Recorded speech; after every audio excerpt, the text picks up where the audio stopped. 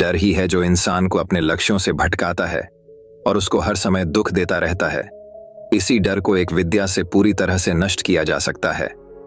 वही विद्या हम आज के इस वीडियो में जानेंगे। ऐसी सीख गौतम बुद्ध ने कई सालों पहले उस वक्त की पीढ़ी को क्यों दी थी? इसके पीछे का रहस्य क्या है? आज इसी रहस्य के बारे में हम गौतम बुद्ध की कहानियों के माध्यम से जानेंगे। तो बिना देर किए चलिए उन कहानियों की शुरुआत करते हैं। पहली कहानी, अपने डर को ताकत में बदलो। भीड़ भाड़ से अलग होकर जब भी कोई इंसान अपने साथ अकेले में समय बिताता है, तभी उसके दिमाग में नाना प्रकार की चिंताएं जन्म लेने लगती हैं। मनुष्य की प्रति ही ऐसी है कि वो ज्यादातर समय नकारात्मक ही सोचता है। आपने लक्ष्य को कैसे प्राप्त किया जाए, ये सोचने की जगह है।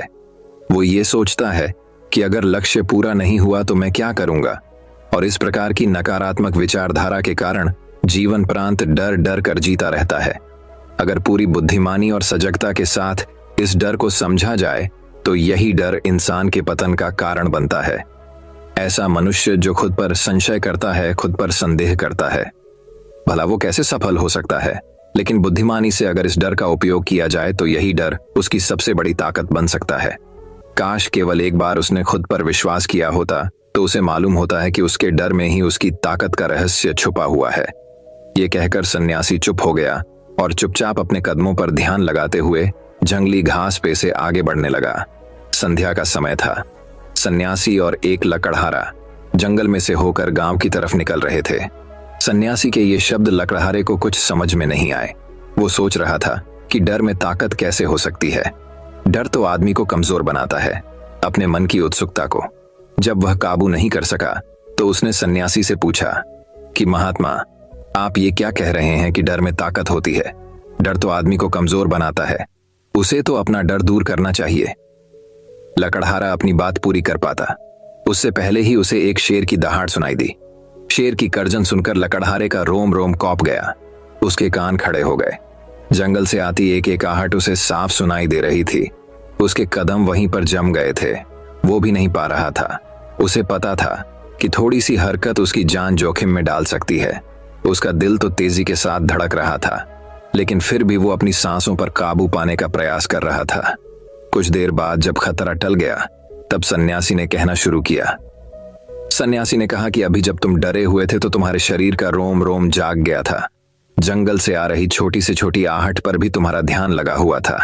तो इस प्रकार अपने मन के डर के कारण तुम होश में आ पाए, तुम पूरा ध्यान लगा पाए। इससे पहले जब तक तुम्हें शेर की दहाड़ सुनाई नहीं दी थी तब तक तुम अपने विचारों में खोए हुए थे। लेकिन जैसे ही तुम्हें शेर की दहाड़ सुनाई दी, वैसे ही तुम्हारे सारे विचार गायब होकर हम वर्तमान में उपस्थित हो गए थे। यदि तुम्हें अभी शेर से बचकर भागना होता या फिर उससे लड़ना होता तो तुम्हें अपने शरीर की वो क्षमता देखने को मिलती जो आज तक जीवन में तुमने खुद भी महसूस नहीं की होगी। जब कोई कुत्ता तुम्हारे पीछे दौड़ता है, उस समय तुम्हारी जो रफ्तार होती है वो तुम्हारी आम जिंदगी से कहीं ज्यादा होती है। साधारण जीवन में तुम इतने तेज नहीं दौड़ पाओगे जितना कि एक कुत्ते के सामने दौड़ पाओगे। ये ताकत या कहें कि हमारे शरीर की क्षमता अभी देखने को मिलती है। जब हमारा मन डर में होता है, किसी डरावनी परिस्थिति में, हमारा मस्तिष्क और हमारा शरीर अपने उच्चतम श्रेणी में काम करता है। जो काम तुम आम जिंदगी में नहीं कर पाते वो तुम्हें डरा कर कराया जा सकता है। जहां पर भी तुम्हें डर का एहसास होता है वहीं पर तुम्हारी इंद्रियां पूर्ण रूप से सक्रिय हो जाती हैं। तुम्हारे कानों की सुनने की क्षमता तेज हो जाती है, दृष्टि एकटक हो जाती है, पूरी सजग हो जाती है, सक्रियता बढ़ जाती है। और जैसे जैसे वो डर खत्म होता है वैसे वैसे तुम सुप्त अवस्था में चले जाते हो। तुम सो जाते हो और तुम्हारे इंद्रिय फिर से आराम की स्थिति में चली जाती है। सन्यासी ने लकड़हारे से कहना जारी रखा कि परीक्षा से एक दिन पहले जो याद करने की तुम्हारी गति होती है वो साधारण याद करने की क्षमता से कहीं तेज होती है। सिर्फ एक बार याद किया हुआ तुम्हें परीक्षा के समय याद रह जाता है और तुम जानते हो कि ये सब परीक्षा के डर से ही होता है। इसीलिए डर को दूर करने की जगह इंसान को ये सोचना चाहिए कि वो अपने डर को ताकत कैसे बना सकता है। जिस प्रकार सुख और दुख, प्रकाश और अंधेरा एक ही सिक्के के दो पहलू होते हैं, उसी प्रकार डर और ताकत भी एक ही सिक्के के दो पहलू होते हैं। जिस प्रकार रोशनी के बिना अंधेरा पूर्ण नहीं होता, सुख के बिना दुख पूर्ण नहीं होता, उसी प्रकार डर के बिना ताकत का भी कोई महत्व नहीं है। लगड़हारा सन्यासी के ज्ञान से बहुत प्रभावित हुआ, उनके चरणों में नतमस्तक हो गया और उनसे पूछा कि महात्मा, अंधेरे को तो दिया जलाकर रोशनी से भरा जा सकता है, लेकिन अपने डर को ताकत में कैसे बदले? इसके लिए कोई उपाय बताएं। इस पर सन्यासी ने कहा कि डर दो प्रकार के होते हैं, सबसे पहला मानसिक डर और दूसरा शारीरिक डर। सन्यासी ने लकड़हारे को समझाते हुए कहना शुरू किया कि मान लो तुम्हें जंगल से होकर गुजरना है और अचानक तुम पाते हो कि तुम्हारे मन में शेर का ख्याल आ गया। अभी तक प्रत्यक्ष रूप में शेर तुम्हारे सामने नहीं आया है ना, उसकी दाढ़ सुनाई दी है, मतलब दूर दूर तक कोई संदेशा नहीं है कि जंगल में शेर मौजूद है, लेकिन शेर का ख्याल आने से तुम्हारे मन में एक डर पनप गया। अब तुम्हारा उठने वाला एक एक कदम उसी डर से अभिभूत होगा। हर समय तुम्हारे मन में यही ख्याल चलेगा कि कहीं शेर ना जाए। ये शेर वर्तमान में तुम्हारे सामने नहीं है, यह तुम्हारी बहुविषय की कल्पना है। इसी प्रकार जो मनुष्य अतीत और भविष्य की चिंताओं में डूबा रहता है, वो मानसिक डर का शिकार होता चला जाता है। इसी विडंबना के कारण वो अपने जीवन में जीतने भी निर्णय लेता है। वो सारे मानसिक डर से ग्रसित होते हैं। इसीलिए ज्यादातर मनुष्य पूर्ण रूप से अपने निर्णय पर भरोसा नहीं कर पाते हैं, और यही निर्णय या फिर फैसले जो आधे मन से लिए जाते हैं, मनुष्य के कार्य को पूरा नहीं होने देते। लेकिन यह भी सत्य है कि मानसिक डर के कारण ही इंसान अपनी तैयारी पूरी करता है। अगर तुम्हारे मन में शेर का ख्याल नहीं आएगा तो तुम शेर से सुरक्षा के लिए कोई भी कदम नहीं उठाओगे, लेकिन अगर तुम्हें शेर का ख्याल आ गया तो तुम उससे सुरक्षा के लिए कोई ना कोई तरीका जरूर अपनाओगे। तो इसीलिए मानसिक डर बेकार नहीं होता, वो आपकी सुरक्षा को और ज्यादा मजबूत भी करता है। लेकिन समस्या तब शुरू होती है जब आप चाहकर भी कुछ नहीं कर सकते, लेकिन उसके बावजूद आप मानसिक डर झेल रहे होते हो। उदाहरण के लिए, कुछ मनुष्य हमेशा ये सोचते रहते हैं कि उन्हें कोई बीमारी ना हो जाए, कहीं उनके साथ कोई दुर्घटना घट जाए, कहीं उनके साथ कोई धोखा ना कर दे। लेकिन इन सब घटनाओं पर उनका कोई जोर नहीं होता है, ये उनके हाथ में नहीं होता है। अगर दुर्घटना होनी होगी तो होगी ही, अगर बीमारी होनी होगी तो होगी ही। अच्छा खान पान और अच्छी दिनचर्या का पालन करने के बाद भी अगर कोई मनुष्य बीमार हो जाता है तो ये उसके नियंत्रण के परे की बात है। अपनी तरफ से उसने पूरी कोशिश की और यही उसका कर्तव्य था। उसमें कोई कुछ क्या कर सकता है। जो घटनाएं इंसान की पहुंच के परे होती है वो उनसे भी परेशान होता रहता है, उनसे भी उसका मन घबराता रहता है, और यही मानसिक डर उसके पतन का कारण बनता है। और यही मानसिक डर अगर सही तरीके से इस्तेमाल किया जाए तो मनुष्य समझदार और अनुभवी कहलाएगा। जो इंसान ये सोचता है कि कांटे सिर्फ दर्द देने के लिए ही बने हैं, वो ये भूल जाता है कि कांटे ही फूलों की रक्षा करते हैं। इसी प्रकार एक ज्ञानी मनुष्य किसी भी चीज का उपयोग अपने सकारात्मक तरीके से कर सकता है, लेकिन एक अज्ञानी मनुष्य है अपनी अज्ञानतावश उन चीजों को भी छोड़ देता है जो उसके लिए उपयोगी होती है। विवेकशील मनुष्य फंक गए पत्थरों का भी महल खड़ा कर लेता है, लेकिन एक वैज्ञानिक मनुष्य उन पत्थरों को दूसरों पर फेंकता रहता है। अगर किसी मनुष्य को अपने मानसिक डर को ताकत में बदलना है तो उसके कुछ नियम हैं, कुछ उपाय है। सबसे पहला उपाय, अपने विचारों का निरीक्षण। अगर हम अपने जीवन में अपने विचारों का निरीक्षण करेंगे तो हम पाएंगे कि ज्यादातर विचार हमारे काल्पनिक होते हैं, और इसीलिए जो डर उन विचारों के कारण पनपता है वो भी काल्पनिक होता है। ज्यादा सोचने वाले लोगों को जब सोचने के लिए कुछ नहीं मिलता तो वो निरर्थक बातों के बारे में सोचने लगते हैं, और वो बेकार के विचार उसे तो परेशान करते ही हैं, साथ ही साथ उसके परिजनों को, उसके सगे संबंधियों को भी परेशान करते हैं। इसीलिए ज्यादा सोचने वाले लोगों को यह समझना चाहिए कि मन में उठ रहे तमाम विचारों में से काम के विचार कौन से हैं और बेकार के विचार कौन से हैं। जो निरर्थक विचार हो उन्हें दूर करते जाओ, और जो सार्थक विचार हो उनको गहराई से सोचना शुरू करो। तभी तुम्हारी समस्याओं के, तुम्हारी उलझनों के उपाय निकलेंगे। मानसिक डर को दूर करने का दूसरा उपाय है उसका सामना करना। इसका मतलब यह नहीं है कि तुम शेर के सामने जाकर खड़े हो जाओ, बल्कि इसका मतलब यह है कि पूर्ण सुरक्षा के साथ तुम जंगल में जा रहे हो। यदि जंगल में जाना बहुत आवश्यक है तो तुम शेर के डर से अपने घर पर नहीं बैठ सकते हो। इसी प्रकार मनुष्य के जीवन में बहुत सारे डर होते हैं, जैसे कि परीक्षा का डर, लक्ष्य ना पाने का डर, झूठ बोलने का डर, सच के पता लग जाने का डर, अपनों को खो देने का डर, दुर्घटना हो जाने का डर। लेकिन जैसे जैसे समय के साथ इन डरों का सामना किया जाता है वैसे वैसे ये डर जीवन से दूर होते चले जाते हैं। अगर तुम इनसे बचने का प्रयास करते हो तो ये जीवन भर तुम्हें सताते रहेंगे। ये तभी दूर हो सकते हैं जब तुम इनका सामना करो। कुछ लोगों को तो दूसरों के सामने खुलकर बात करने में भी डर लगता है। ऐसे लोगों को अनजान लोगों से बात करनी चाहिए। जितना ही वो लोगों से बात करेंगे उतना ही उनके मन का डर दूर होता जाएगा। मानसिक डर को ताकत में बदलने का तीसरा उपाय है अपने डर को स्वीकार करना। बहुत से लोग अपने जीवन में अपने डर को स्वीकार ही नहीं कर पाते। अगर आप उनसे पूछेंगे कि उन्हें किस चीज से डर लगता है तो वह साफ इनकार कर देंगे कि उन्हें किसी चीज से कोई डर नहीं लगता। लेकिन दूसरों की नजरों में ऊंचा उठने के लिए ये झूठ उन्हें बहुत महंगा पड़ता है। अगर वो अपने डर को स्वीकार करना नहीं सीखेंगे तो वो जीवन भर उस डर से मुक्त नहीं हो पाएंगे। इसीलिए समझदारी इसी में है कि अपने डर को स्वीकार कर लिया जाए। अगर आपको किसी चीज से डर लगता है तो किसी से शर्माने की या झिझकने की जरूरत नहीं है। हर मनुष्य को, हर इंसान को किसी ना किसी चीज से डर लगता ही है। और आप पाएंगे कि जैसे ही आप अपने डर को स्वीकार करते हैं वैसे ही आपका डर खत्म होना शुरू हो जाता है। और जितना ही आप अपने डर को छिपाने की कोशिश करेंगे आपका डर उतना ही मजबूत होता चला जाता है। ये सारे तरीके तुम्हारे मानसिक डर को दूर कर सकते हैं, लेकिन शारीरिक डर को दूर करने के लिए तुम्हें दूसरे तरीके अपनाने होंगे। सबसे पहले ये समझो कि शारीरिक डर कौन सा होता है। मान लो तुम किसी जंगल से गुजर रहे हो और अचानक तुम्हारे सामने शेर आ जाता है।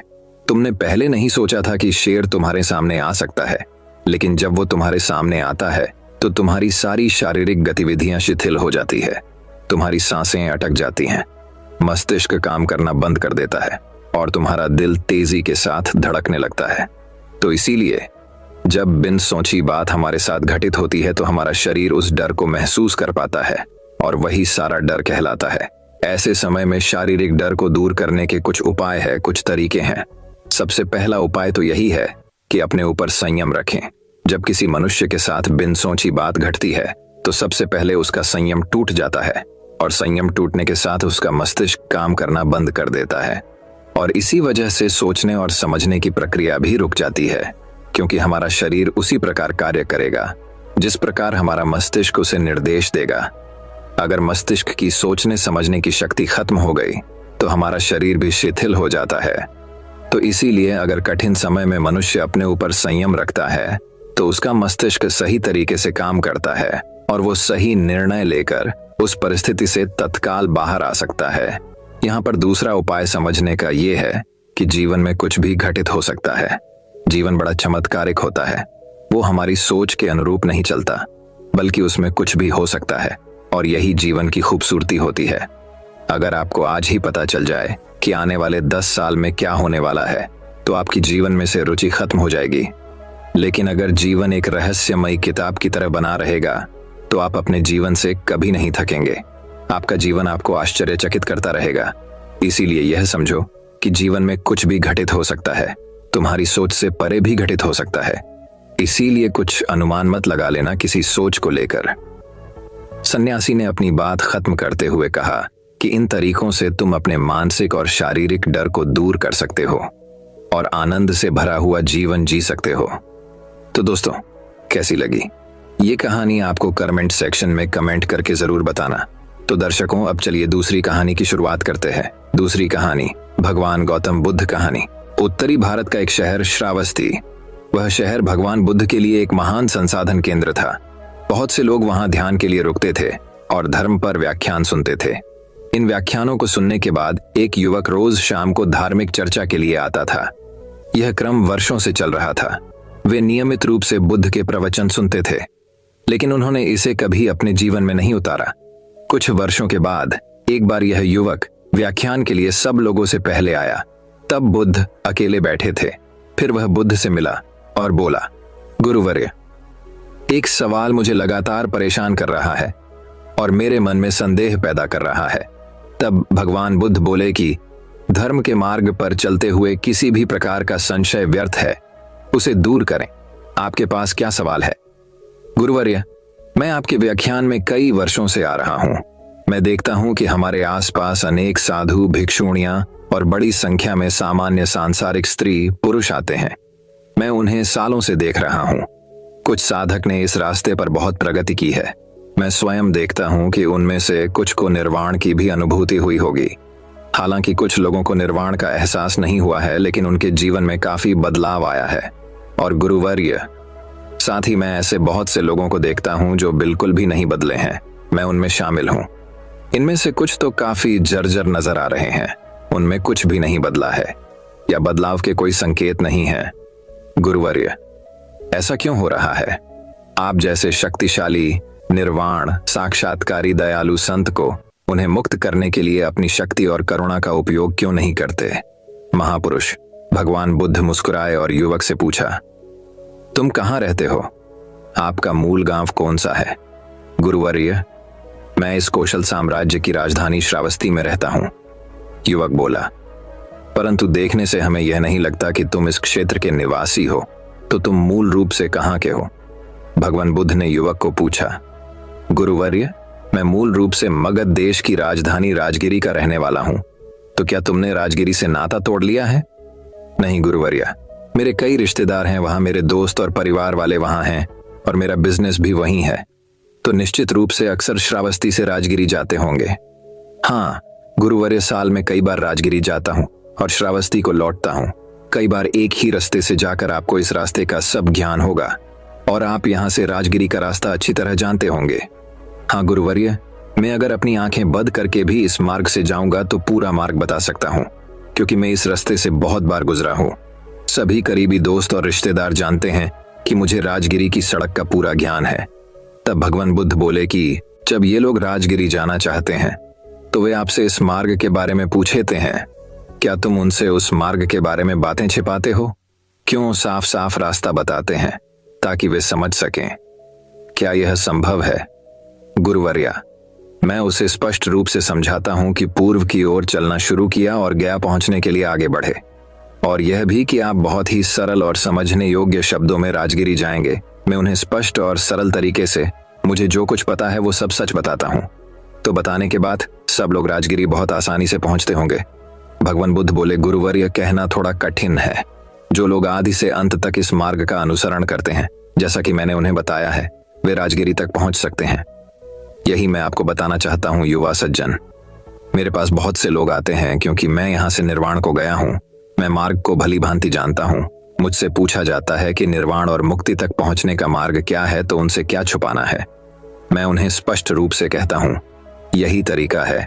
अगर कोई सिर्फ अपना सिर हिलाता है और कहता है बढ़िया, बहुत अच्छा, बहुत ही फायदेमंद तरीका, बहुत बढ़िया तरीका, लेकिन मैं उस पर एक कदम भी नहीं चलूंगा, इस पर चलने में परेशानी नहीं होगी, तो ऐसे लोग इस लक्ष्य को कैसे प्राप्त कर सकते हैं? मैं इस अंतिम लक्ष्य तक किसी को अपने कंधों पर नहीं ले जा सकता। कोई किसी को अपने कंधों पर उठाकर अंतिम लक्ष्य तक नहीं ले जा सकता। बड़े प्रेम और करुणा से कोई कह सकता है, हाँ यही मार्ग है, और इस प्रकार मैं इस पथ पर चला, आप भी इस पथ पर चलिए, इसका पालन करें और आप निश्चित रूप से अंतिम लक्ष्य तक पहुंच जाएंगे।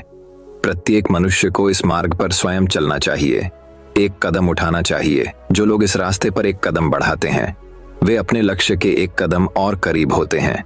जो लोग इस रास्ते पर 100 कदम आगे बढ़ते हैं वे लक्ष्य के 100 कदम करीब होते हैं। जो इस पूरे रास्ते पर चलते हैं वे अंतिम लक्ष्य तक पहुंच जाते हैं। सबसे अहम बात यह है कि इस रास्ते पर आपको खुद चलना होगा, आपको किसी की कृपा नहीं मिल सकती। भगवान बुद्ध बोले, पीड़ा का स्रोत हमारे भीतर है, सबके भीतर है। जब हमें अपने बारे में सच्चा ज्ञान हो जाता है तो दुखों की समस्या का समाधान भी हमारी दृष्टि में आ जाता है। इसलिए सभी आर्षि मुनि हमें स्वयं को समझने की सलाह देते हैं। वास्तविकता यह है कि हमें अपने वास्तविक स्वरूप को समझने से शुरुआत करनी चाहिए, जिसके बिना हम कभी भी अपनी या दूसरों की समस्याओं का समाधान नहीं कर पाएंगे। लेकिन वास्तव में हम अपने बारे में कितना जानते हैं?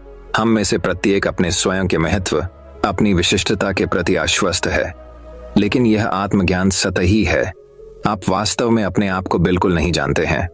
भगवान बुद्ध ने अपनी प्रकृति का अध्ययन करके मानव अस्तित्व की खोज की। सभी पूर्वाभ्यासों को छोड़कर उन्होंने आत्म अनुसंधान किया। अपने भीतर के सत्य को खोजो, तब उन्होंने महसूस किया कि हर कोई भौतिक है।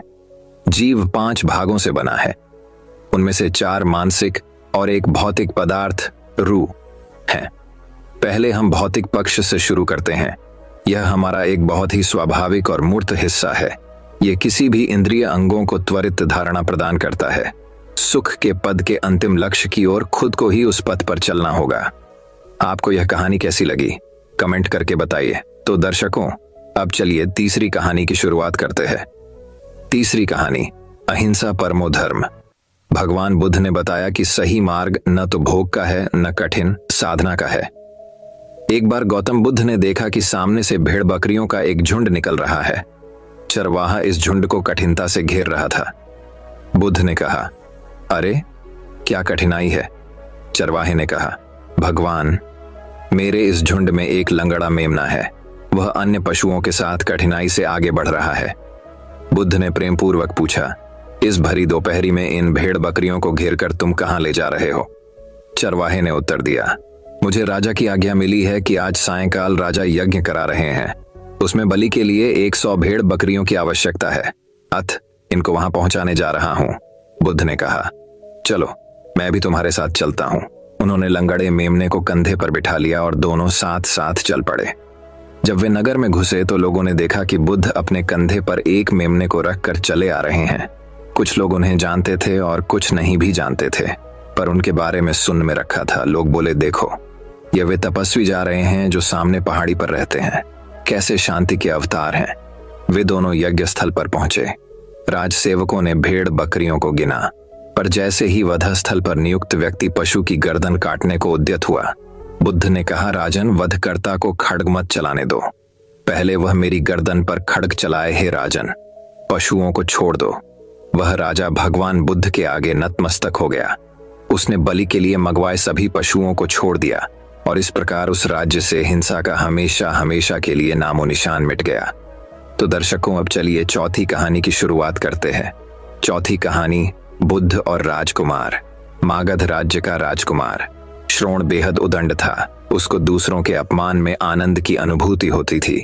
दूसरों को अपमानित करने में वह उम्र का ख्याल भी नहीं करता था।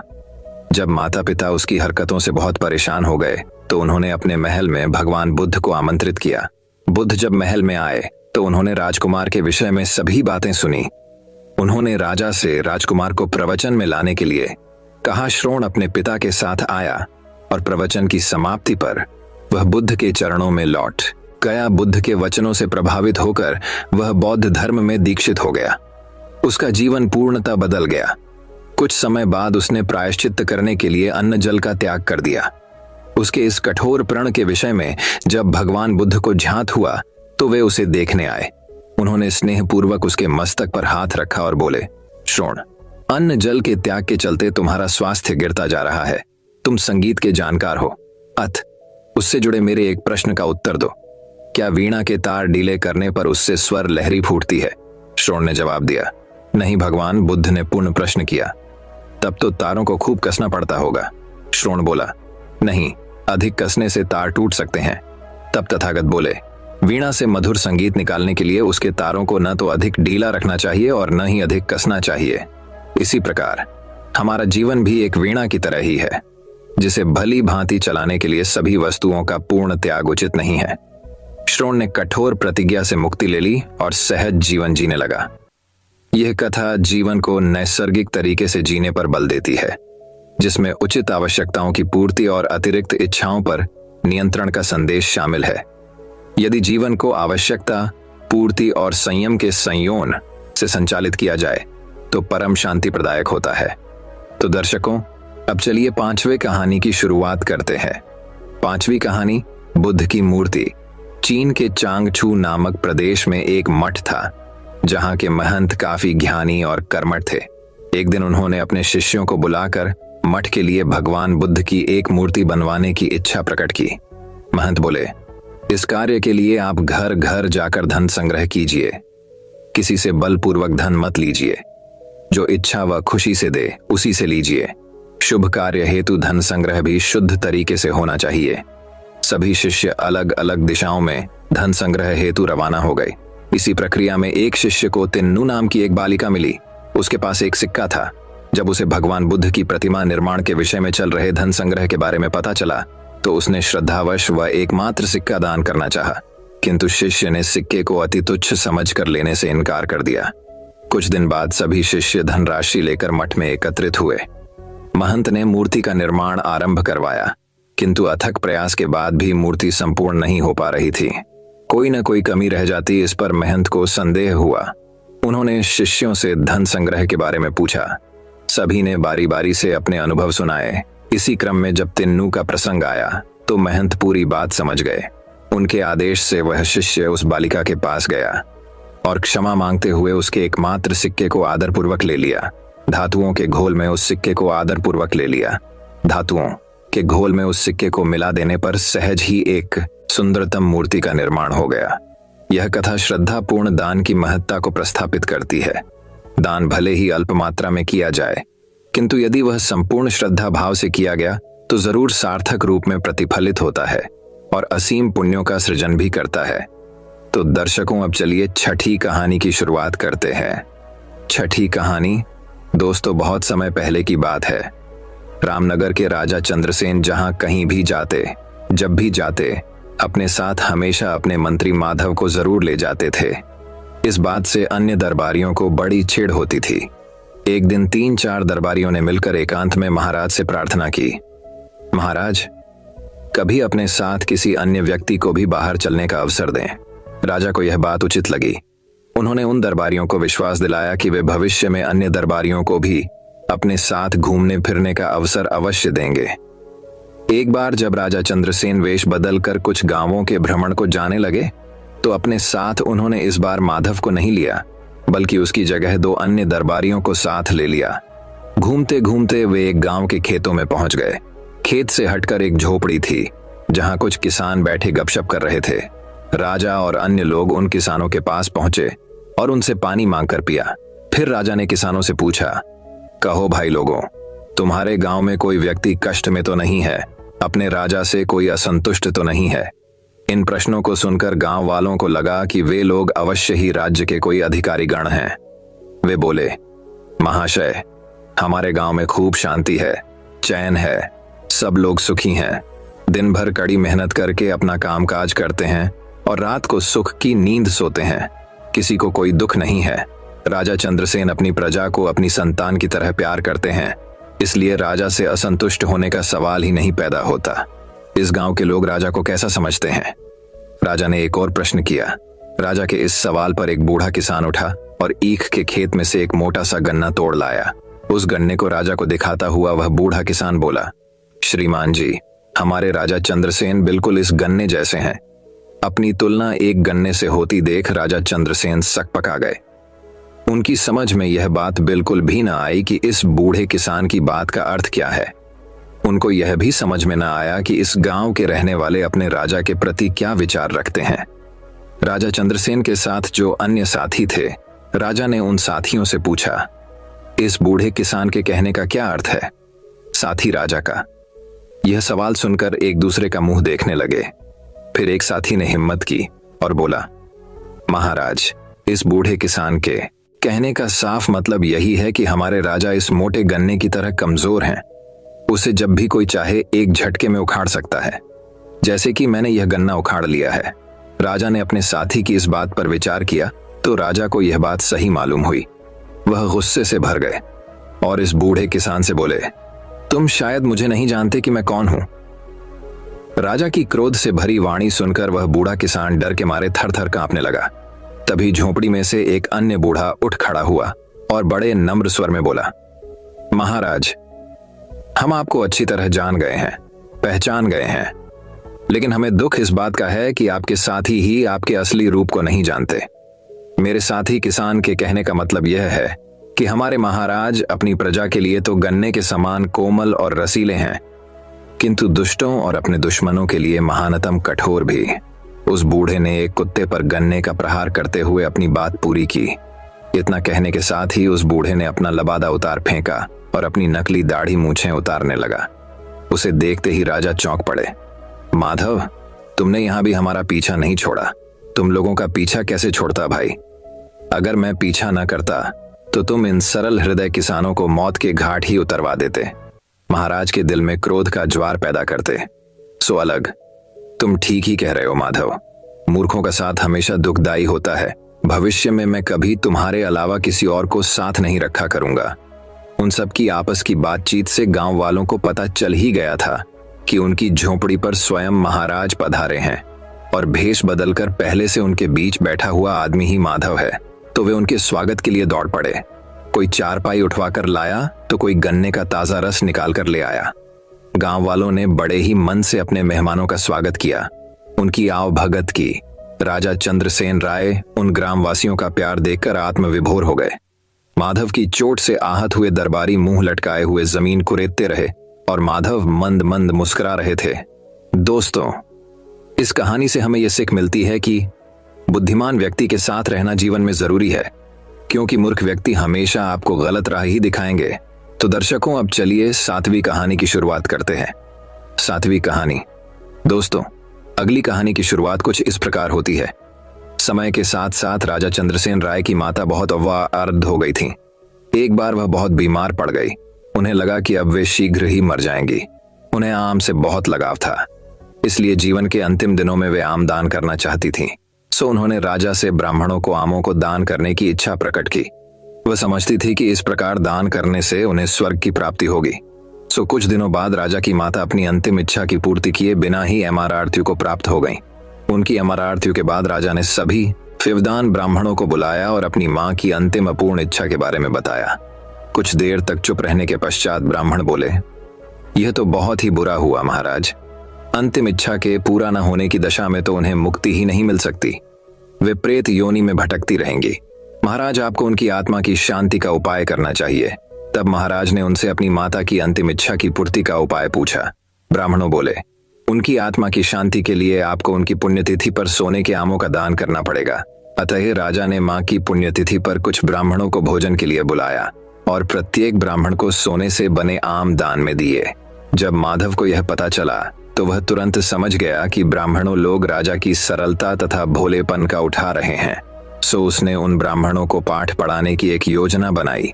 अगले दिन माधव ने ब्राह्मणों को निमंत्रण पत्र भेजा। उसमें लिखा था कि माधव भी अपनी माता की पुण्यतिथि पर दान करना चाहता है, क्योंकि वह भी अपनी एक अधूरी इच्छा लेकर मरी थी। जब से उसे पता चला है कि उसकी मां की अंतिम इच्छा पूरी न होने के कारण प्रेत योनि में भटक रही होंगी, वह बहुत ही दुखी है और चाहता है कि जल्दी उसकी मां की आत्मा को शांति मिले। ब्राह्मणों ने सोचा कि माधव के घर से भी बहुत अधिक दान मिलेगा, क्योंकि वह शाही विदूषक है। सभी ब्राह्मण निश्चित दिन तेनालीराम के घर पहुंच गए। ब्राह्मणों को स्वादिष्ट भोजन परोसा गया। भोजन करने के पश्चात सभी दान मिलने की प्रतीक्षा करने लगे। तभी उन्होंने देखा कि माधव लोहे के सलाखों को आग में गर्म कर रहा है। पूछने पर माधव बोला, मेरी मां फोड़ों के दर्द से परेशान थी। अमरार्थियों के समय उन्हें बहुत तेज दर्द हो रहा था। इससे पहले कि मैं गर्म सलाखों से उनकी सिकाई करता, वह मर चुकी थी। अब उनकी आत्मा की शांति के लिए मुझे आपके साथ वैसा ही करना पड़ेगा जैसी कि उनकी अंतिम इच्छा थी। यह सुनकर ब्राह्मण बौखला गए। वे वहां से तुरंत चले जाना चाहते थे। वे गुस्से में तेनालीराम से बोले कि हमें गर्म सलाखों से दागने पर तुम्हारी मां की आत्मा को शांति मिलेगी? नहीं महाशय, मैं झूठ नहीं बोल रहा। यदि सोने के आम दान में देने से महाराज की मां की आत्मा को स्वर्ग में शांति मिल सकती है, तो मैं अपनी मां की अंतिम इच्छा क्यों नहीं पूरी कर सकता? ये सुनते ही सभी ब्राह्मण समझ गए कि माधव क्या कहना चाहता है।